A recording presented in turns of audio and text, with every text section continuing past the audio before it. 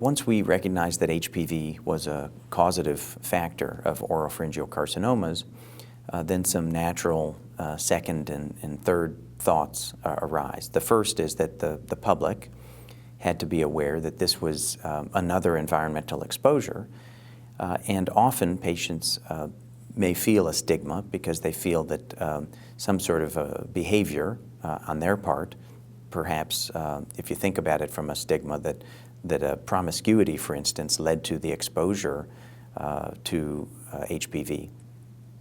It should be recognized, however, that we don't associate any stigma with females, women who have cervical cancer. We would consider that that's a normal exposure to a virus through normal behavior and living on the planet and interacting with other people. So we should think about HPV in the head and neck in exactly the same way. In fact, if you go back and look at exposure to HPV, essentially everybody is exposed to it by their mid-20s, as we say, otherwise known as going to college. So when you are exposed to other individuals on the planet, this virus that's persisted for decades and decades gets passed back and forth. In fact, it's quite a hardy virus. Often it's, if you look in the laboratory, it's a contaminant sitting on the bench top. It's passed on the skin. So by no means does exposure to HPV require promiscuous behavior. Now, that's not to say that individuals who have a high number of lifetime sexual partners and certain behaviors don't have a higher risk of exposure or reinfection. And it's possible that reinfection or multiple infections really does increase the risk. So we have to balance that when we educate patients, that HPV is a normal virus that we're all exposed to on the planet, that it, in some individuals, causes cancer, and in the vast majority of us, is eliminated. It's just cleared. At the same time, that those individuals with high exposure, multiple infections, are at a higher risk of HPV-positive head and neck cancer.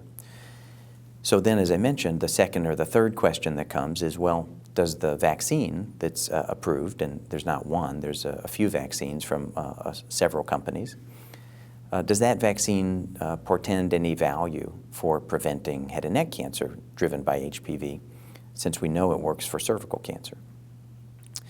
All of the data would suggest that should be protective. One piece of evidence is that the type, the HPV type, which is type 16, which is responsible for 50 to 60% of cervical cancers, is responsible for approximately 90% of the head and neck cancers. So the type that's being targeted with the vaccine in the cervix is actually the same type and in fact more dominant in the head and neck. So that would suggest that the vaccine could protect from head and neck cancer. There's really only one published study. More are emerging. But there was a study of a Costa Rican cohort of young women who got either the HPV vaccine or, in a randomized fashion, a hepatitis A vaccine.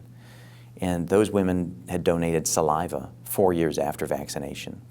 And they found a dramatically lower prevalence of HPV DNA, HPV infection, in the saliva of women who got the HPV vaccine versus those who got the hepatitis vaccine.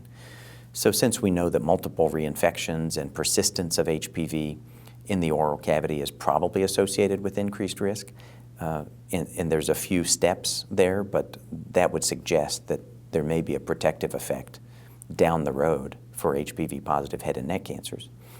But that's decades off, because we know that the exposure by your mid-20s, as I mentioned to, is still 2 decades or 3 decades before most HPV-positive head and neck cancer patients show up.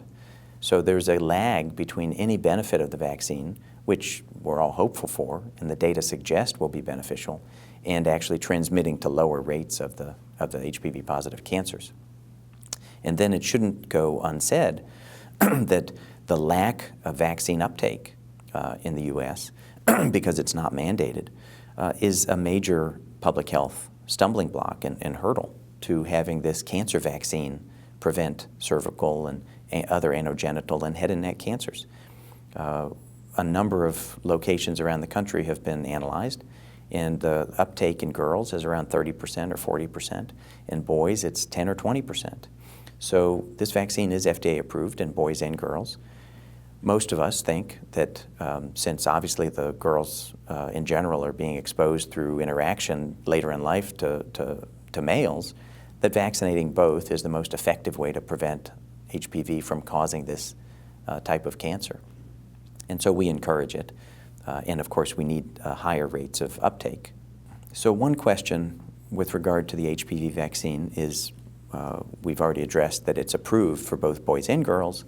The age is 9 to 24 in that time frame. I mentioned that most everybody's exposed by their mid-20s, and that's why the FDA only approved it into the mid-20s, because at that point, everybody's been naturally exposed. And when I say everybody, it seems like around 80%, because it's a little bit harder to detect a fleeting short-term infection if it's not, you don't seroconvert, for instance, with antibodies.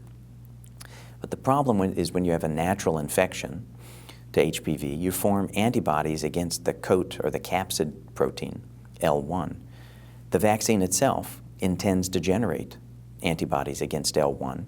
And so it's essentially an empty shell virus. There's no viral DNA there. It's just an empty shell to induce seropositivity.